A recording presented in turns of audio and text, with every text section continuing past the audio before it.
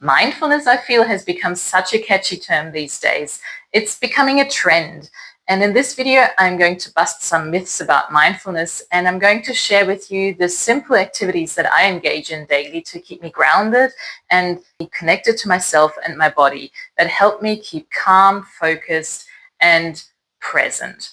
So if you've been feeling stressed, distracted, and maybe just not able to be present, then keep watching. And when I watch videos like this, I don't think it's the be-all and end-all. This one person hasn't got it all figured out. But the way I approach this when I watch a video like this is I take one or two things away from the video that I'm curious about and that I want to try out. And maybe it's a thing that I haven't thought about in that way before. So I'm curious to try it in a different way or trying it out for the first time. So I'm going to encourage you to do the same thing, to look for something that you're curious about in this video, and whether that's one thing or a couple of things, and just try them out and see how you go with that. You might think, oh, she's got it all figured out. She's a registered clinical counselor and a dance movement therapist. But, I'm a human being just like you. And so I'm just figuring it out just as you are. So just as always, a quick disclaimer: if you have a pre-existing injury or medical condition, or if you are concerned for your health in general, please seek advice from your trusted medical professionals, such as your doctor, before making any changes in your lifestyle. So let's get into it.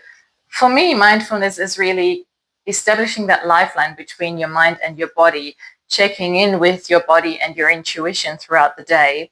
And I'm going to share with you what exactly I do to keep that lifeline going. So it's not just a simple tick and flick activity that you do at the start or sometime throughout your day and then you've done your mindfulness for the day, but it's really trying to cultivate routines and cultivate activities, simple activities that help you stay present and stay present with yourself and with your body in every given moment.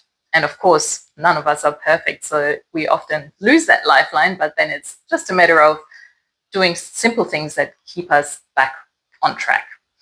So the first thing that I'm going to share with you is, and I've really had a luxury with this lately because I've had late starts at work, and that's having slow mornings. So a slow wake up. And what I do is something called pendiculation. So what is pendiculation? It's the involuntary act of stretching and yawning, often at the same time. And so we all have that in us, but I bet a lot of us have unlearned that because the alarm goes off and we just jump out of bed. So what it means is to stay in bed and really listen to your body, and then waiting for your body to do this really big stretch. And I make some sounds like that, and it sort of comes and goes. So I'm in bed for quite some time, maybe half an hour, until I'm really woken up. And the next thing I do is I try to remind myself of 3 things at least that I'm grateful for. And I know you might have heard that before, but it's probably a really good time to do that because you're still in that space of waking up. So you're still in that sort of translucent state. So it may have a bigger impact on your brain when you do that right away in the morning. And one thing I've seen recently in a different video by someone else is to try and imagine your future self in those early morning moments. Imagining myself doing a task that my future self would do, and that's linked with my goals. So you may try either of those things: gratitude or imagining yourself doing something that your future self would have accomplished. So that's what I do. And then I also write my dreams down. So that's not something you necessarily have to do, but it's certainly something that keeps me away from my phone for a few more minutes. And it's also something I'm just interested in. I'm particularly interested in the works of Carl Jung and dream, the symbol work that's linked with dreams. So that's what I do. And then I get up, make myself a coffee and breakfast, and then start getting, into my morning routine, getting ready for work. So that's the first thing that I do, but it's also the most important thing because it's setting myself up for the day. So the next thing I do is I go for a morning walk. So I live by the beach, so I get to go for a walk at the beach, and I try to take in the sounds of the waves and just watching children play in the sand, just taking it all in through my senses.